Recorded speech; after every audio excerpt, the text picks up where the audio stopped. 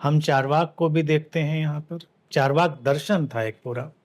हम योग को देखते हैं, हम तंत्र को देखते हैं, हम जितनी भी आप कल्पना कर पाएंगे उतने सब दर्शनों को देखेंगे।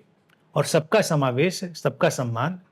ये घटना अनूठी थी। इस घटना ने ही भारत में गुरु फिनोमेना को एक ऊंचाई दी थी।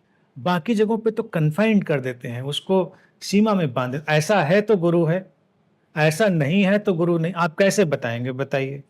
आप एक खास मत को मानते हैं और गुरु आपके सामने किसी और मत को लेकर आ जाता है तो आपको तो गुरु नहीं दिखाई देगा। बाहर के मुल्कों में जो धर्म पैदा हुए उनमें कट्टरता इसीलिए आई। कट्टरता इसलिए आई क्योंकि उनको लगता है ये फिक्स्ड होना चाहिए मामला। अब जैसे इस्लाम में है, अब लोगों को लगता है बड़ा कट्टर है, लेकिन जब मोहम्मद ने उसको रखा तो मेरी दृष्टि में वो सनातन के ही हिस्से हैं। जीसस सनातन के हिस्से हैं। लाओ त्सु, जरथुस्ट्रा, जितने भी नाम आप लेंगे सब सनातन धर्म के ही हिस्से हैं, क्योंकि सबकी वैविध्यता है, विविधता है। बाद में जब कोई आता है तो उसको अच्छे से पेश करता है। जैसे मोहम्मद ने कहा कि हम किसी की पूजा नहीं करेंगे। अब चूंकि उनके कहने की अपनी लिमिटेशन थी तो वो कहेंगे एक ही है जो हर तरफ फैला हुआ है। तो उसका उसके अंदर ये भी समाया हुआ है कि पूजा नहीं करेंगे तो पूजा का विरोध भी नहीं करेंगे। अगर एक ही है तो सब कुछ उसी से ही तो है ना।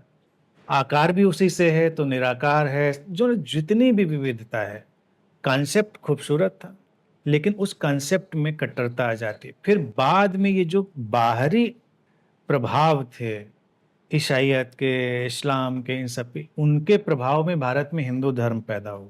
बुद्ध के प्रभाव में भी। इस चीज को भी भूलना नहीं चाहिए। ये वैचारिक युद्ध की स्थिति हो सकती है लोगों की, लेकिन बुद्ध का जब प्रभाव आया, बहुत कलरलेस इम्पैक्ट और इतना फोर्स उस प्रभाव में आया, तो लोगों ने इंस्टीट्यूशनलाइज करना शुरू किया। वो जो भारतीय दर्शन था, जो किसी भी रंग में बंधा हुआ नहीं था, उसको उन्होंने संगठित करना शुरू किया। वहां से ये हिंदू धर्म पैदा हो गया। और अगर आप इन रीतियां, नीतियां और कर्मकांड देखें तो आपको इस्लाम और ईसाइयत के तमाम उसमें इंग्रेडिएंट मिल जाएंगे जो भारत में कभी नहीं थे।